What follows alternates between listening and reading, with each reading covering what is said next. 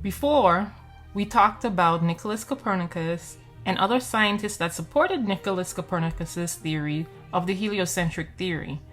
They changed the game of science and bringing new ideas and new perspectives on the way we see the world. Science changed during this time, but not just science. Also, politics and government did a major shift. And that's what we're going to look at this new unit, Unit 8, which is Absolutism and Enlightenment. This is your Data Decode Notes 8.1. So here's what you're going to learn in this particular unit for this particular section. By the end of this lesson, you should be able to describe the rise of these Islamic absolute monarchs or rulers, and you should be able to compare the causes and effects of the development of constitutional monarchy in England with those of absolute monarchy in France, Spain, and Russia. So what exactly is absolutism? Well, as you see here, absolutism is the belief that government should exist on a set of principles or rules that should be the same for everyone in all aspects of life. So your root word here is absolute. They are in charge of religious and political matters. So basically what they say goes, right? Religious absolutism is when the ruler is responsible for all religious decisions, but in political absolutism, no one makes the rules except the ruler.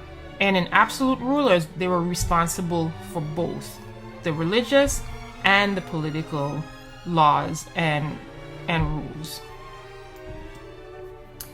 So in Europe and parts of the Middle East and so forth, absolute monarchs became really popular at the beginning of the 17th century, which is the 1600s as you see here. And then it spread during the 30 Years' War, which happened between the 1618 and 1648.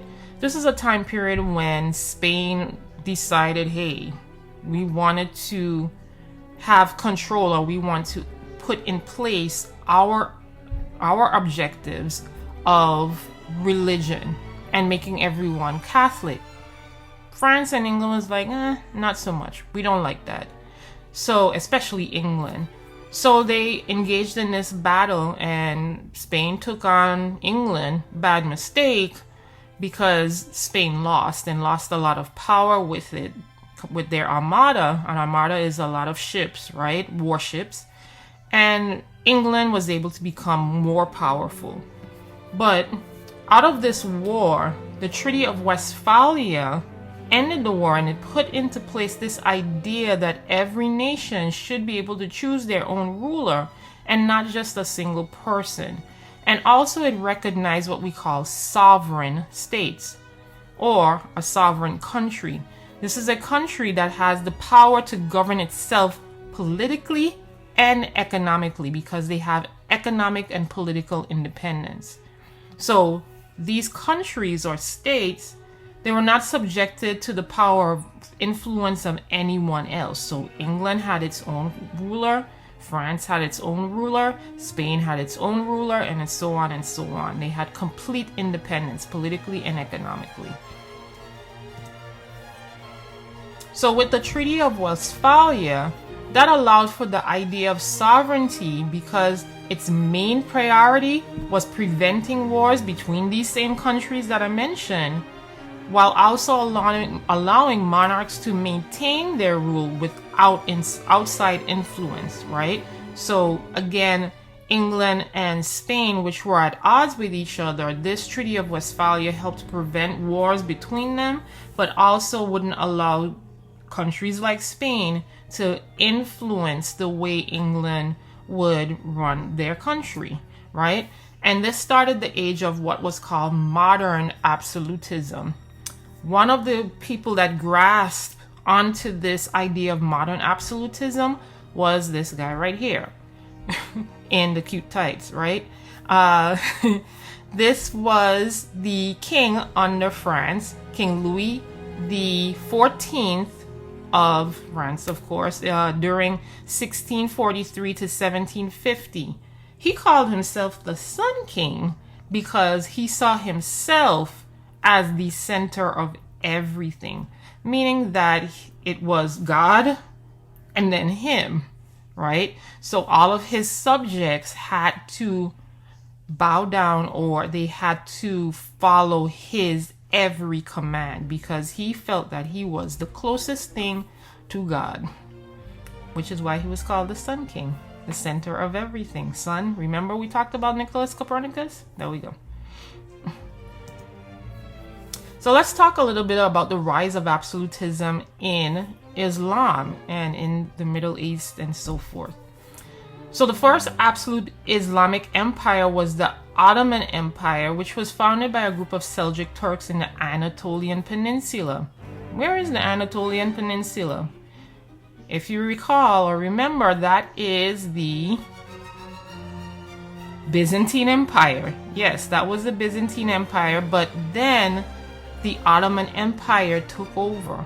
And this was when the Ottoman Empire took over, and now they are in charge of this big empire. It was called the Gunpowder Empire because they mastered the use of firearms and built a really strong army during that time, during the 14th century. Mehmed II, also known as Mehmed the Conqueror, was the one responsible for taking control of the Byzantine Empire and then changing the Byzantine Empire's capital from Constantinople to what is currently called Istanbul. But the Ottoman Empire did not reach its peak or its height of power until the absolute monarch or emperor known as Suleiman the First, or also called Suleiman the Magnificent, which is the person that you see here with the very large crown. The Safavid Empire was located in Persia, so this is a little bit further than Turkey, what we now call today Turkey. And they rose to power along the 1400s as well, along with the Ottoman Empire. But both the Ottoman and the Safavid Empire was at odds constantly, mainly because both claimed to be the legitimate successor of Muhammad, the prophet, right, of Islam. So they both were fighting for power, to have power over all of the Islamic empires. However, the Safavid Empire did reach its height of power and supremacy and political influence under the rule of Shah Abbas, as you see here, from 1588 to 1629.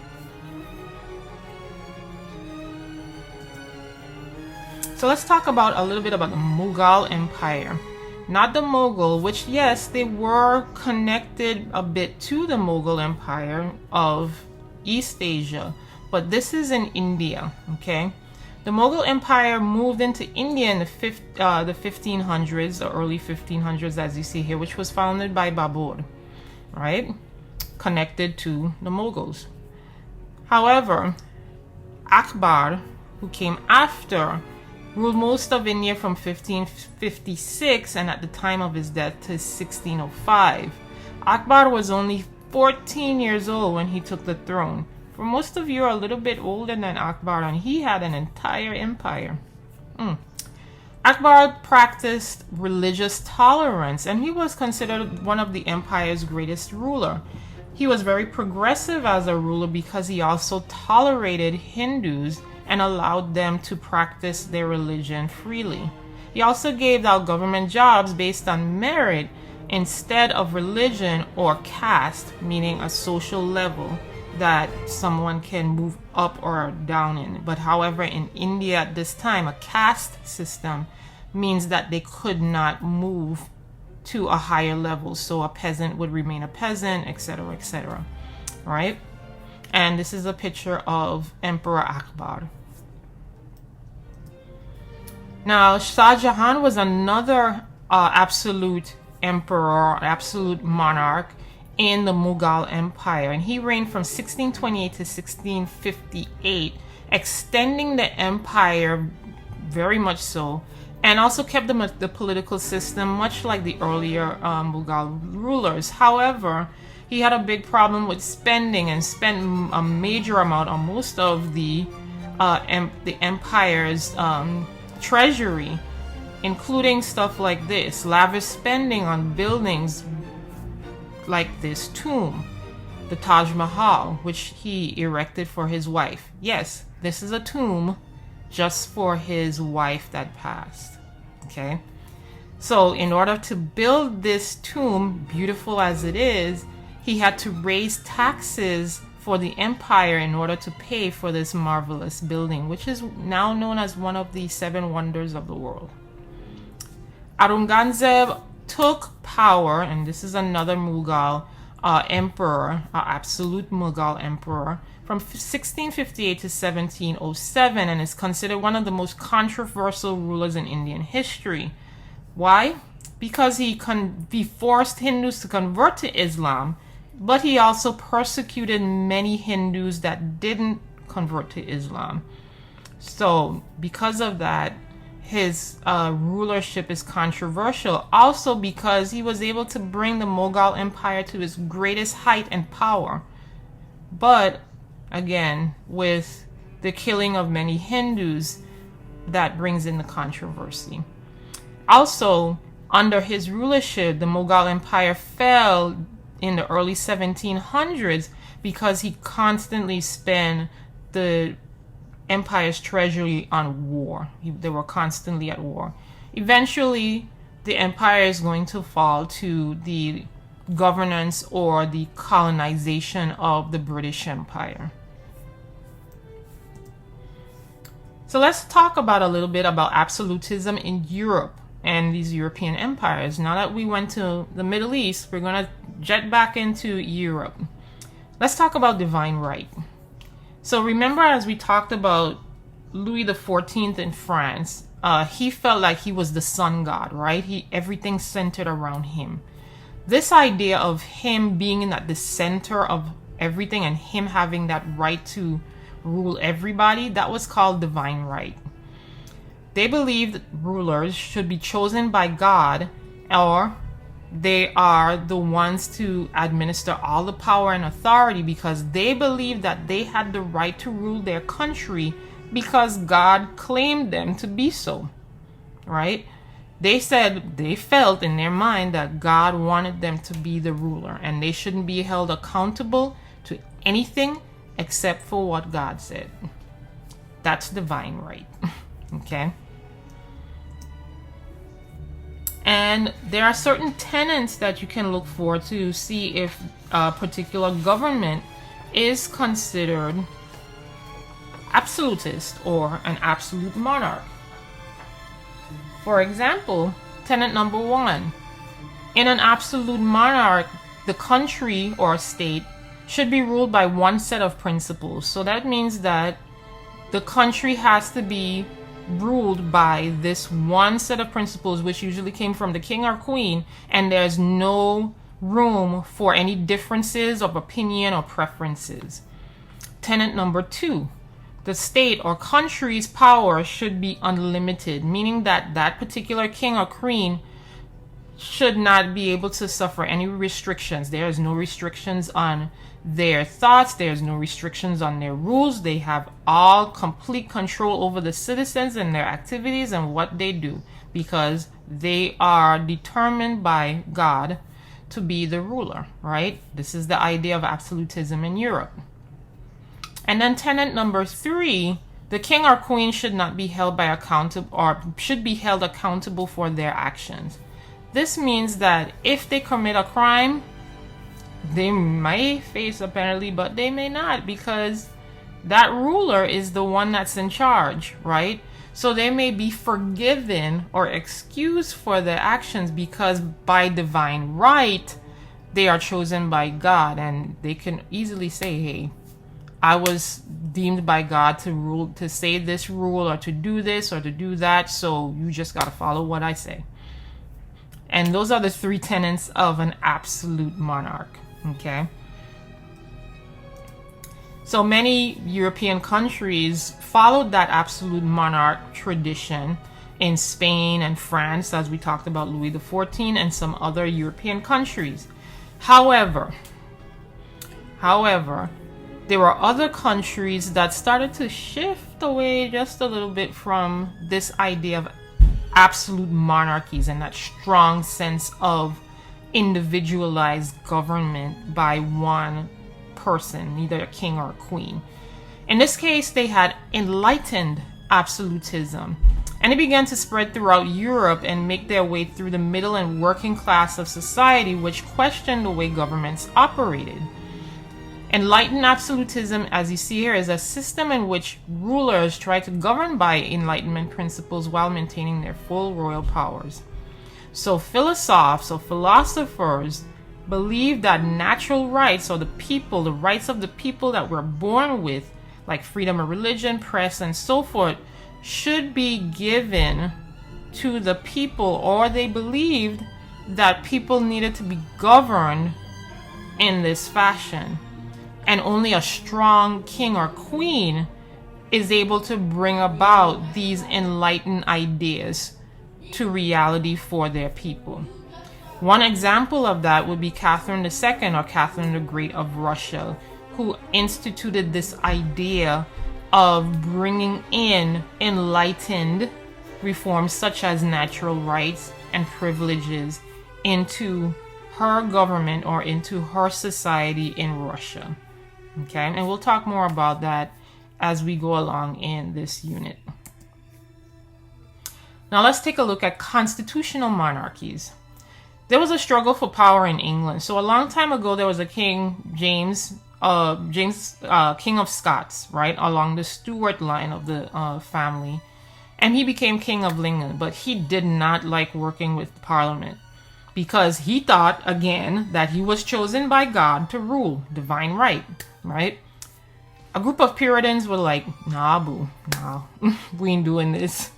And they were inspired by the Calvins, and they were like, no, the Parliament should have authority. The Parliament should be able to make certain decisions. But, and of course at that particular time, England was a limited monarchy because it did have a parliament, right? That did make some of the rules and regulations. So the Puritans wanted to separate the Church of England from under the king's control. James wasn't having it, right? But nonetheless, they still remained as a limited monarchy. However, James' son, Charles the First, didn't like Parliament at all. As a matter of fact, he detested it. So he told them to stop having meetings as the Parliament, and that lasted for 11 years. That led to a big civil war in England, and there was a big fight between the Parliament supporters, which were the Roundheads, and the King's supporters, which were called the Cavaliers and the Royalists.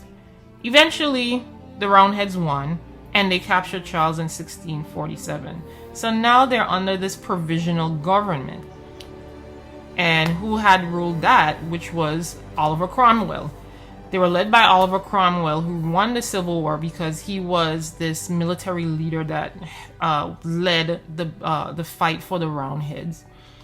And he wanted to protect people's rights, and that was his big premise or his big goal. However, he did not get along with everyone in Parliament, and he actually got rid of those people that did not agree with him in Parliament. Eventually, the Parliament got rid of the monarchy and then declared England as a commonwealth, which is a type of government at that time that is not under the leadership of a king or queen. However, Oliver Cromwell ruled like a military dictator. So, irony, even though he did not like a monarchy, he ended up ruling like a monarchy, per se. Nonetheless, after he died, the monarchy was brought back after several change of command. Eventually, it came back through the Glorious Revolution led by William III and Mary II. They signed the English Bill of Rights, and that turned England back to a limited or constitutional monarchy. And this kind of government is where a king or queen is in charge, but their powers are controlled or limited by laws and rules and principles of a constitution, or in this case, the Bill of Rights. Okay? So let's apply it. This is a quote from Suleiman the First, or Suleiman the Magnificent. He says, The people think of wealth and power as the greatest fate. But in this world, a spell of health is the best state. What men call sovereignty is a worldly strife and constant war.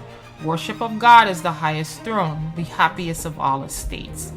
So based on what we just read here in this quote, what is Suleiman's idea of wealth and power? And how does this differ with the idea of absolute monarchy or absolutism in Europe?